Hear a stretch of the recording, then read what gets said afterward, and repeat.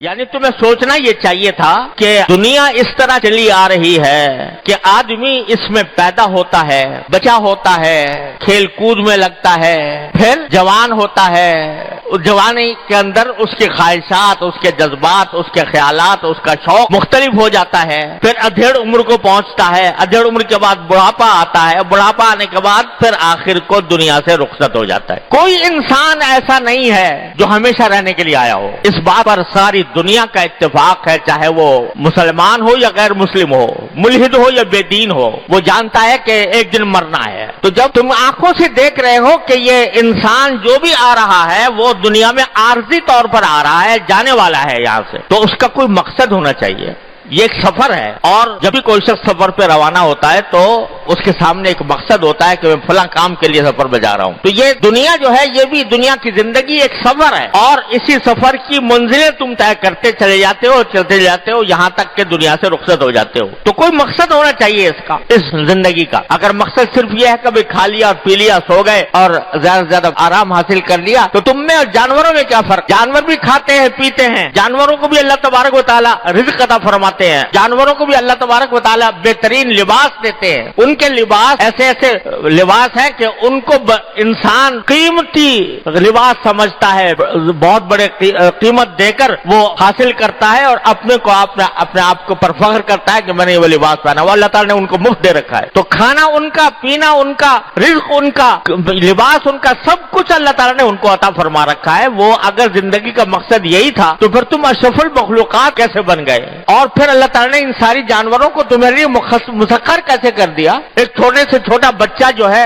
وہ گھوڑے کے منہ میں لگام ڈال کر اس کو جہاں چاہتا ہے لے جاتا ہے۔ کبھی گھوڑا پلٹ کر یہ نہیں پوچھتا کہ میں تم سے زیادہ طاقتور ہوں، تم میرے اوپر سواری کرتے ہو، مجھے خدمت میں لگاتے ہو، مجھے چاہیے کہ تمہاری خدمت حاصل کروں، کہ تم کمزور ہو، میں طاقتور ہوں۔ تو تمہارے اور جانوروں میں اور کوئی فرق ہے نہیں، سوائے اس کے کہ ان کا ایک مقصد زندگی کھانا پینا، اوڑھنا بچھونا ہے، مر جانا ہے، لیکن انسان کا مقصد زندگی کچھ اور ہے۔ وہ کیا ہے؟ وہ قرآن کریم میں دوسری آیت میں بیان فرمایا، وَمَا خَلَقْتُ الْجِنَّ وَالْإِنسَ إِلَّا لِيَعْبُدُونَ، میں نے جنات اور انسانوں کو کسی اور کام کے لیے نہیں، صرف اس لیے پیدا کیا ہے کہ میری عبادت کریں، میری بندگی کریں، اس لیے پیدا کیا ہے۔ اور اسی بندگی کی وجہ سے اللہ تبارک و تعالی نے انسان کو ساری مخلوقات میں افضل اور اشرف قرار دیا۔ اشرف المخلوقات انسان ہے۔ اللہ تبارک و تعالی نے مخدوم بنا دیا ساری کائنات اس کو۔ سورج اس کی خدمت کر رہا ہے، چاند اس کی خدمت کر رہا ہے، ہوائیں اس کی خدمت کر رہی ہیں، سمندر اس کی خدمت کر رہے ہیں، دریا اس کی خدمت کر رہے ہیں، ساری دنیا کی مخلوقات اس کی خدمت کر رہی ہیں۔ افضل المخلوقات اللہ نے بنایا۔ تو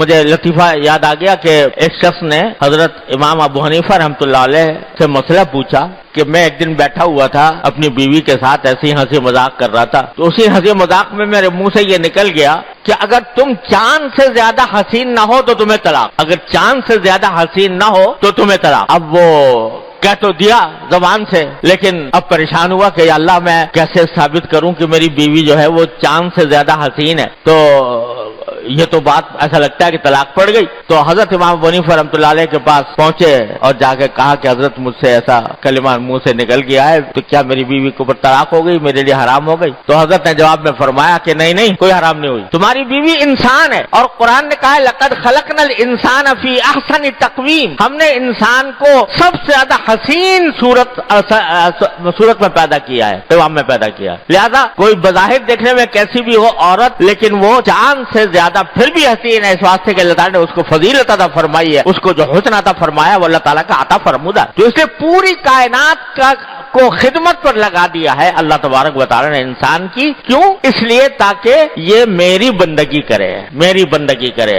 اور کیا خوب کہا ہے مولانا جامی رحمۃ اللہ علیہ نے کہ ابرو بادو مہو خورشید و فلک درگارن تاتو نانے بکفاری و بغفلت نخوری، کہتے ہیں کہ اللہ تعالیٰ نے یہ بادل، یہ ہوائیں اور یہ چاند اور یہ سورج اور یہ آسمان سب تمہاری خدمت میں لگائے ہوئے ہیں۔ یہ چاند، یہ سورج جو ہوتا ہے جب تک وہ اپنی شعاعیں نہ ڈالے، کھیتی खेतियों के ऊपर खेतियां पक नहीं सकती। तो ये बारिश बरसती है अब्र से, वो उसको खेती को सरसब्ज करती है, शादाब करती है। वो सारे काम अल्लाह ताला ने तुम्हारी खिदमत में लगाए हुए सिर्फ एक वजह से, ताकि एक रोटी तुम्हारे हाथ में आ जाए, तो नाने बकफारी, रोटी हाथ में आए वो बगफलत ना खुरी, और गफलत के साथ तुम न खाओ, अल्लाह की नेमत समझकर अल्लाह ताला का शुक्र अदा करके खाओ। इसलिए अल्लाह ताला ने सारी खिदमत में लगाया हुआ है। तो ये जो जिंदगी का असल मकसद है, इबादत और बंदगी, अल्लाह तबारक व तआला की बंदगी, ये है इंसान का असल मकसद, जो उसे हर वक्त सामने रखना चाहिए अपने हर नशिस्त व बर्खास्त में, हर काम में, सोते हुए, जागते हुए, खाते हुए, पीते हुए, रोजी कमाते हुए, तिजारत करते हुए, हर वक्त उसको ये पेश नजर रखना चाहिए कि मैं अल्लाह का बंदा हूं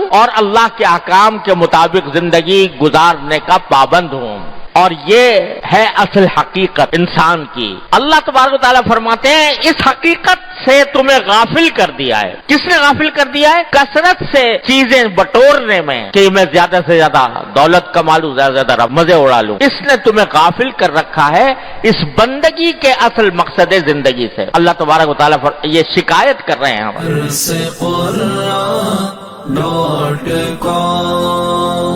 www.darsequran.com